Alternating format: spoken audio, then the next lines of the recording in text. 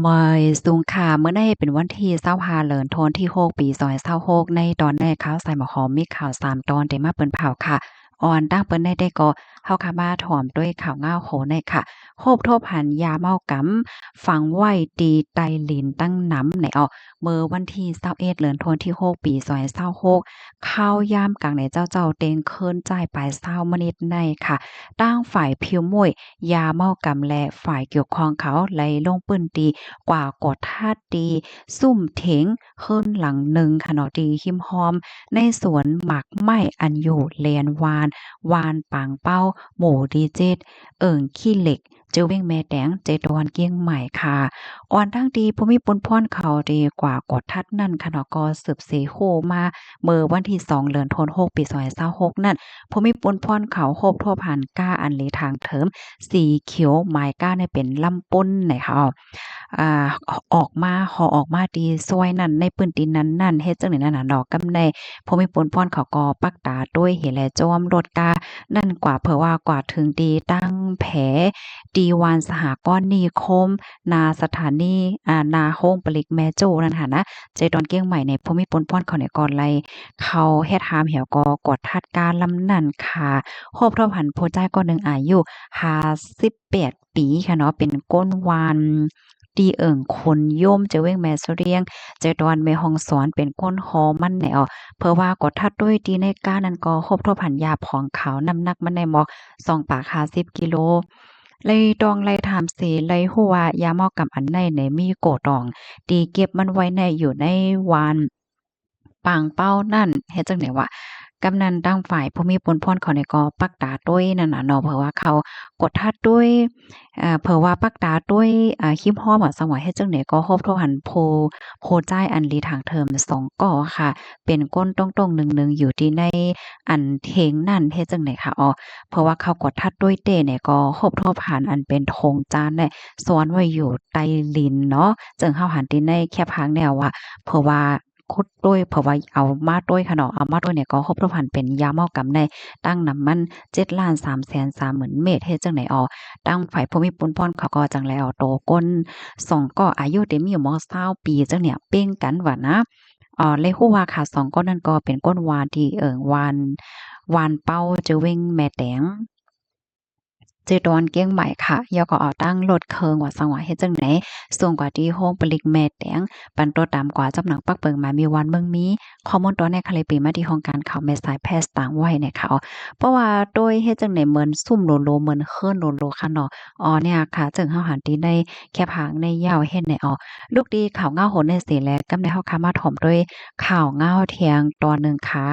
ที่พัทยาเนี่ยตั้งฝ่ายภูมิพลพรเขาโคมกัน3ฝ่าย ลงปืนตีกดท่าโทบทบหันก้นยานเมืองอันอ่ำจอมเปิงเมื่อวันที่23เดือนธันวาคมที่6ปี2026ได้มีข่าวงาออกมาว่าผู้มีปนพรฝ่ายกดทาดก้น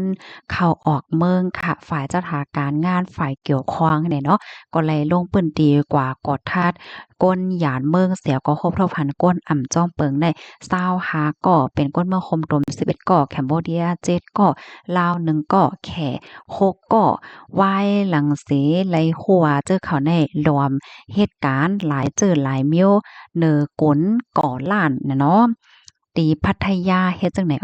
ลวงตรงหนึ่งในปอกำในได้ก่อไหนสืบเสมีลวงปืนแพตั้งสื่อตรงก้นตั้งออนไลน์นั่นน่ะเนาะว่ามีก้นหยานเมืองก้นเมืองคมตมแคมโบเดียว่าจังหวัดจังได๋รวมเหตุการณ์อยู่ในปื้นที่ก่อล้านแน่ตั้งนำตั้งหลายเฮ็ดจังเนี่ยเนาะ กำในตั้งฝ่ายภูมิพลพรเขาก็จังเลยโคมือกันเฮ็ดเนี่ยเฮ็ดอสร้างเป็นก้นแอวแหล่จังได๋คะนะขี้เห้อเขากว่ามันจะว่าก้นแอวก้นเหลวอะจังว่าเฮ็ดจังแนวนอนะเห้อ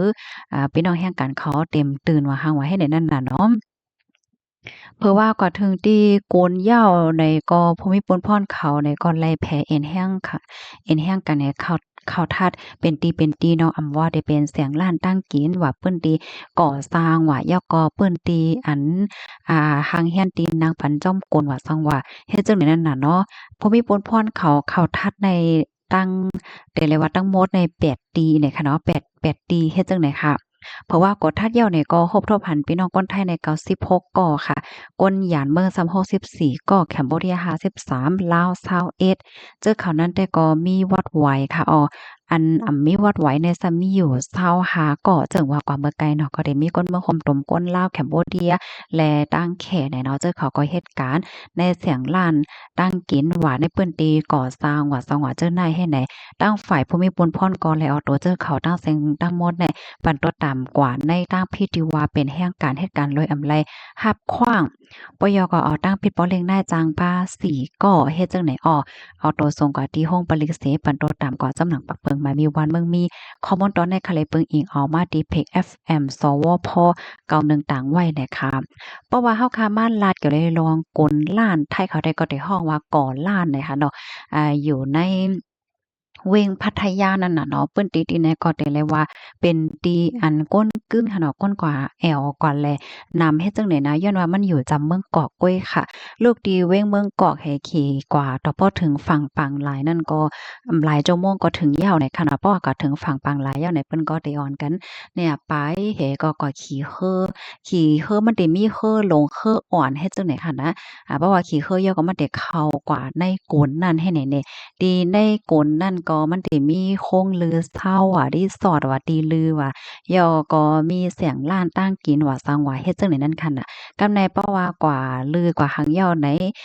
ก้นแอวแหลในเพิ่นก็ดีกว่าแอวเป็นกุนเฮ็ดจังได๋มันบ่ไกลกันค่ะนะก็มันจังว่าเพราะว่ากว่าเลนนำตีฝั่งปางหลายตีในยาวกนอันในยาวไหนเนาะมันก็มีการรับส่งค่ะนะขี่ก้ากว่าแทงก็กว่าแทงกลแทงตีหนึงให้มัน กาก้าก็20บาท30เฮ็ดแหน่เนาะลูกตีหนึ่งกว่าตีหนึ่งเฮ็ดจั่งใดเนาะมันก็มีหลายๆกฎเฮ็ดให้นำมันก็ใสหลีเฮ็ดแหน่เนาะก็เป็นเตียนก้นก็แอวแหล่นำตีหนึ่งแล้วก็เปิ้นไล่รับเพราะว่ามันมีคนหยันเมืองอยู่ให้ในภูมิพลพรเขาเนี่ยก็ไล่เข้าท่าเฮ็ดจั่งใดนั้นขนาดเนาะค่ะพี่น้องเฮาก็รับถามยอหันเทินจังหือพองได้ค่ะเนาะพี่น้องค่ะมาเจอก็ว่าโอ้ลาวจั่งใดได้เอ่อยามแผ่วค่ะในแม่นค่ะมื้อเลินที่หนึ่งค่ะเขาก็กวาดดินได้เนี่ยค่ะเนาะก็เลยอ่อนก้นตีเฮิรนค่ะเนาะป้อมแม่กวาดดินได้เหมือนกันเลยค่ะนะหันได้ตายอยู่ค่ะเนาะขี้คือว่าหังไว้แหน่ค่ะก็หันพี่น้องแห่งการถงยาติ้งยับจังได๋ก็ใจมะลีค่ะเนาะมื้อเหลียวในก็ข่าวงาวมันก็มาแฮงค่ะเนาะตึกโซนให้พี่น้องเฮาเขาเฮ็ดจ่อมปักเปิงค่ะเนาะมันจังหนังมังก็ในย่าเอาตั้งผิดกว่าย้อนว่าวัดไหว ในจื้อบ่เล็งนายจ้างย่อก็ตีเหตุการณ์เนี่ยอันเตรียมไว้ที่ในวัดไว้เนี่ยเป็นมิ้วหนึ่งย่อก็อันเฮาเหตุการณ์ทำเป็นแทงมิ้วหนึ่งเฮ็ดแหน่จั่งใดก็ย่าเอาตั้งผิดเนี่ยค่ะค่ะยินจมูกก็ดีรับถอมปันแห้งค่ะย้อนให้อยู่ลิกินหวานแลรอดเพกันค่ะบ่ให้สูงค่ะ